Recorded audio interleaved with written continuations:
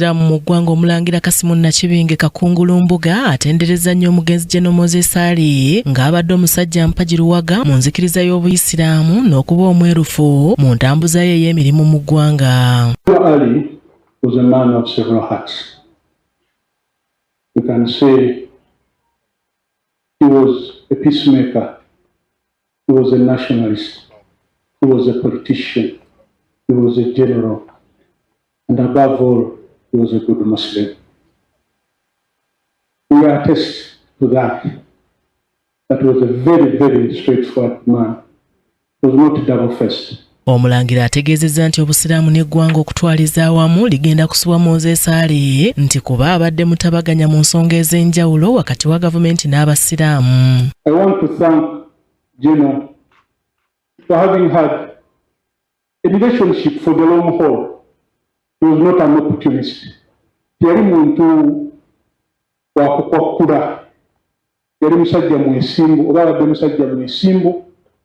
Musajja yagera ekimuli ku mutima ate nga talinaamu nkwe.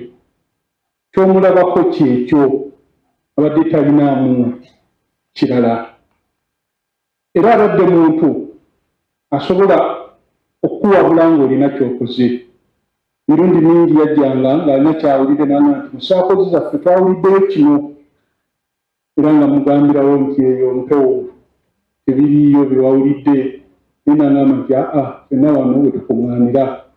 Mbuga era alambuludde ku lunaku lwe yasooka okulaba omugenzi ne bye yalina ne yeebaza Pulezidenti Museveni olw'obutamwerabira nti kuba yalwana naye olutalo olwamuleeta mu buyinza nti ne wabeeredde omugonvu babadde n'enkolagana. N'emmotoka Benz kyenzijjukira ndowooza oba Benz oba Range Rover Benz naye ng'eriko mu budde obwo twagiyitanga wireless oba wireless kitegeeza ati nga mpanvu. Kati omu ku bannaffe n'atugamba nti mulaba oyo asigadde mu mmotoka omusirikale awulira bituukira wano tuveewo ne tudduka. Naye oluvannyuma n'agamba nti oke ebibaba yali abiwulira byo byali bibi lwaki twali tudduka. That was my first encounter. Abamu ku bakulembeze ku ludda oluvuganya gavumenti nga bakulembeddwamu eyaliko omubaka w'e Kawempe Haji Latif Sebagala Sengendo bamwogeddeko birungi byereere. Kubanga nze nkoze naye okumala emyaka 20. Nali imamu wa Parliament ng'era Honorable Moses Ali ali mu Parliament. Era nga ku nsonga zonna ezikwatagana n'Obusiraamu bwe twazitambuzaga mu Parliament nga wabeeranga byettakisa gamba nti ani anayinza okubitwogera mu Cabinet. Moses Ali gwe natuulanga naye.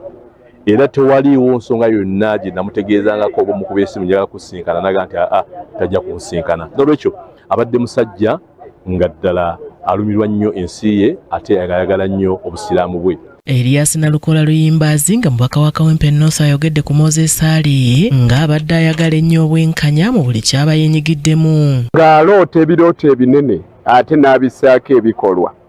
Labayo mu biseera nga musajja amaze okukaddiwa bwe yasigala ng'alemera ku kirooto kye ekyokufuuka puliida era n'afuuka.